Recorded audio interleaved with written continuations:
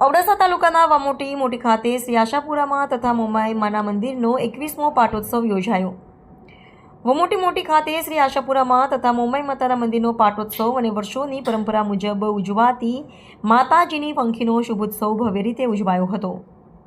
જેમાં શ્રી નવદુર્ગા નવરાત્રિ મિત્ર મંડળ અને શ્રી કચ્છ કેસરી જાડેજા નવયુવક મંડળ અને સમસ્ત વિષ્ણુ સમાજના સહયોગથી આ કાર્યક્રમ યોજાયો હતો,